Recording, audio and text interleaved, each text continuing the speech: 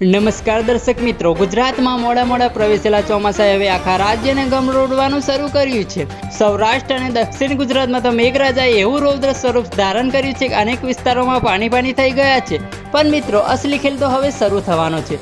જાણીતા હવામાન નિષ્ણાત પરેશ ગોસ્વામીએ આગામી 3 દિવસ એટલે કે 7 જુલાઈથી સુધી ભારેથી અતિભારે વરસાદની એક મોટી આગાહી કરી છે। શું તમારા વિસ્તારમાં વરસાદ પડશે કે 9 જિલ્લાઓ પર મોટું સંકટ છે? વિગતવાર માહિતી જોતા પહેલા જો તમે ચેનલ પર નવા હોય તો અત્યારે જ ચેનલને સબસ્ક્રાઇબ કરી દો અને બેલ આઇકોનને દબાવી દો।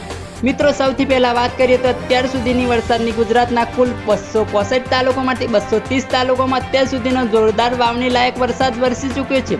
એટલે કે મોટાભાગના ખેડૂત ભાઈઓએ વાવણીનું કામ પૂરું કરી દીધું છે। પરંતુ હજુ પણ રાજ્યના 35 જેટલા તાલુકામાં એવા છે ચાતક નજરે વરસાદની રાહ જોઈ રહ્યા છે। જો તમે પણ એવા વિસ્તારમાંથી છો હજુ વરસાદ નથી પડ્યો તો ચિંતા ન કરો, કારણ કે પરેશ ગોસ્વામીએ તમારા માટે પણ રાહતના સમાચાર આપ્યા છે। હવામાન નિષ્ણાત પરેશ ગોસ્વામીએ જણાવ્યા અનુસાર અત્યારે એક સાથે બે વરસાદી સિસ્ટમ એક્ટિવ થઈ છે। એક તરફ બંગાળની ખાડી અને બીજી તરફ અરબ સાગર, આ બંને તરફથી સિસ્ટમો ફૂલ ફોર્મમાં છે।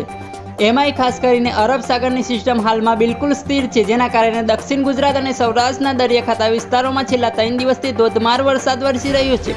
અને આ સિસ્ટમ હજુ પણ આગામી 3 દિવસ એટલે કે 7 જુલાઈ સુધી રાજ્યમાં દબદબાથી બોલાવવાની છે। ખાસ નોંધ લેજો મિત્રો, હવામાન નિષ્ણાતના જણાવ્યા પ્રમાણે આગામી 3 દિવસ 9 જિલ્લાઓમાં અત્યંત ભારે વરસાદની આશંકા છે। આ 9 જિલ્લા કયા છે તો દક્ષિણ ગુજરાતમાંથી સુરત, વલસાડ, નવસારી, ડાંગ અને તાપી, સૌરાષ્ટ્રમાંથી જૂનાગઢ, ગીર સોમનાથ, અમરેલી અને ભાવનગર, આ 9 જિલ્લાઓમાં વરસાદની તીવ્રતા એટલી વધારે હોઈ શકે કે નીચાણવાળા વિસ્તારોમાં લોકોના ઘરોમાં પાણી ભરાઈ જવાની પૂરેપૂરી શક્યતા છે। તેથી તંત્ર અને સ્થાનિક લોકોને ખાસ સાવચેત રહેવાની જરૂર છે। તો મિત્રો, આ હતી હવામાન નિષ્ણાત પરેશ ગોસ્વામીની અત્યાર સુધીની સૌથી મોટી અપડેટ। તમે કયા જિલ્લા કે તાલુકામાંથી આ વિડીયો જોઈ રહ્યા છો અને તમારા ત્યાં વરસાદની શું સ્થિતિ છે તે અમને નીચેના કોમેન્ટ બોક્સમાં જરૂર જણાવજો। ફરી મળીશું એક નવા વિડીયો સાથે। ત્યાં સુધી જય જવાન, જય કિસાન।